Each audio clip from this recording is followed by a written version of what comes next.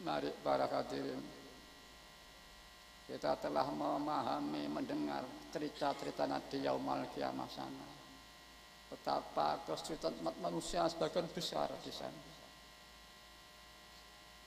Ya untungnya ada Nabi kita yang rahmatan lil alamin.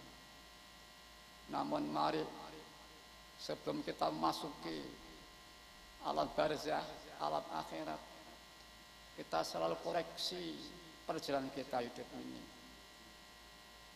Hasibu anfusakum qabla an tuhasabu. Perhitungkanlah dirimu, kemauanmu, perasaanmu, nafsumu sebelum kau dihisab nanti di yaumul qiyamah sana. Para hadirin hadirat yang kami hormati, di samping itu kita diberi kenikmatan berupa kemauan dan perasaan. Ini seni kendaraan yang maha cepat, tidak ada yang melebihi ini. Boleh jadi buruk kalah dengan ini para hadirin. Satu di neraka, satu bisa di surga.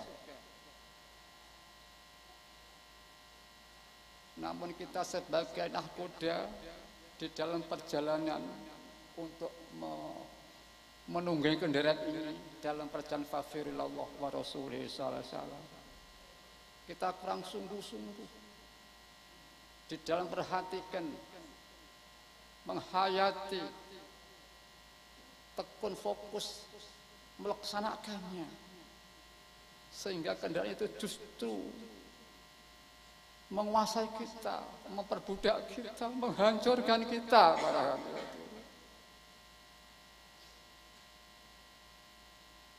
Mari kita belajar mengenal Allah, belajar mengenal diri sendiri ini. Sejauh mana betapa fadl Allah kepada kita. Allah menegaskan, jika engkau akan menghitung nikmat-nikmatku, pasti tidak akan mampu, apalagi mensyukurinya.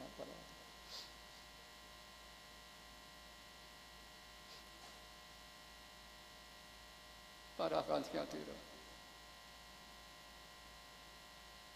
kenikmatan, kemauan dan perasaan ini manusia tidak bisa maju, tidak bisa melaksanakan apa yang dikehendaki Allah dan Rasulnya tanpa kemauan dan perasaan. Tapi mungkin manusia akan hancur, binasa dengan kemauan dan perasaan manusia sendiri para hadirin. Maka ajaran lillah dan billah ini secara serius ditanam pada diri pengamal, menjadi kebudayaan, kepribadian dan kehidupan ini. Ini sangat menentukan sekali para hadirin. Jadi dan tidaknya amal ya lillah billah itu lirasul birasul, diterima dan tidaknya di samping itu ada yu'ti kulli haqqin haqqah taqdimul amalah summa afaqah. Inilah yang menentukan amal itu. Kalau ada yang kurang, mari kita prihatin para hadirin. Di samping tobat istighfar, di samping berjuang dengan kemauan kita. Ini ada teori dan pengalaman. Nilai ketulusan, rusaknya ketulusan, ini kadang-kadang diperbesar atau dipenuhi dengan kefokusan ingat kepada Allah, kefokusan ingat, frekuensi kadar ingat itu sangat menentukan tinggi rendah nilai ketulusan seseorang. Bahkan selamat tidaknya ketulusan seseorang ya sekitar itu. Ini pengalaman suatu kehidupan. Satu contoh misalkan, ini sering saya menyampaikannya. Mungkin kita dalam hari pertama fokusnya hanya Allah, pengajian atau mujahadah, hanya itu kadarnya, frekuensinya. Hari kedua waktu istirahat kenalan-kenalan. Di situ ada teman lah, ini bisa untuk mitra usaha saya. Maka hari kedua ini fokusnya sudah dibagi pada hadirin.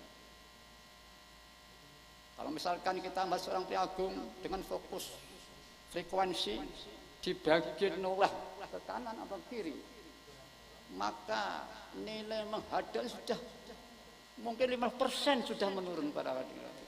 Belum frekuensinya. Berkembang lagi, fokus dibagi, kelihatan dirinya, kepentingannya, sehingga tertumpangi, terkaburkan kefokusan yang asli pada pertama tadi. Ini cara teori dan pengalaman seorang.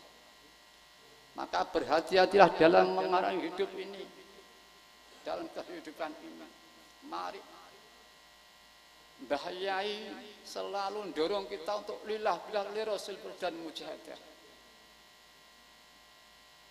Para hadirin-hadirat, saya tadi matur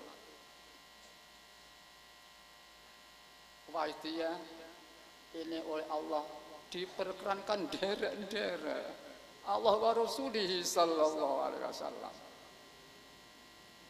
Di dalam perjalanan akhir zaman ini Allah menciptakan keindahan, kegilang-gemilang Islam, kondisi yang baik.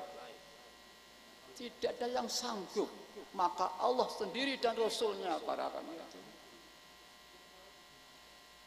Bahaya mu'alif waqidiyah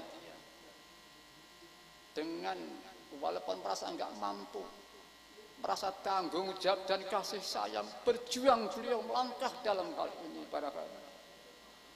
Maka pada waktu tahun 1959 pada waktu itu para hadirin belum mendapat alamat gaib, masuk supaya beliau ikut-ikut merjuangkan mental masyarakat dengan batiniah para hadirin. Ya ikut-ikut para hadirin. Ikut Allah wa Rasulih sallallahu alaihi wasallam. Dan kedua,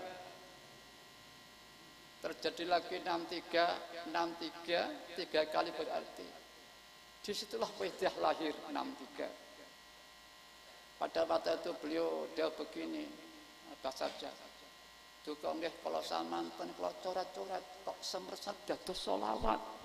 Padahal betul terenyana dalam sholawat. Dan ketika biasanya selalu dinamakan mu'alifnya Wahidah tidak, tapi kandungan Wahidah sendiri tabarukan Asmaul A'zam ya Wahid.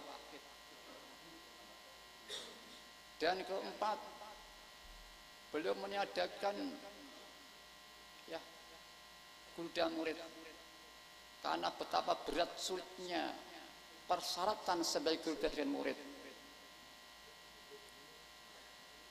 Beliau menyampaikan daripada terjadi murid palsu, guru palsu kan tidak musyarat. Monggo sareng-sareng mawon bersama-sama. Daripada terjadi murid palsu, guru palsu karena tidak musyarat. Monggo sareng-sareng mawon. Wahidah cukup alat sowan pada Allah wa Rasulih sallallahu alaihi wasallam. Para hadirin, Wahidah ini tidak ada yang mampu memprediksikan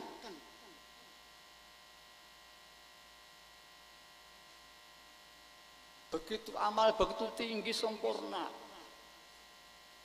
Satu segi mu'alif tidak tampak sama sekali kelebihan-kelebihannya dalam kehidupan.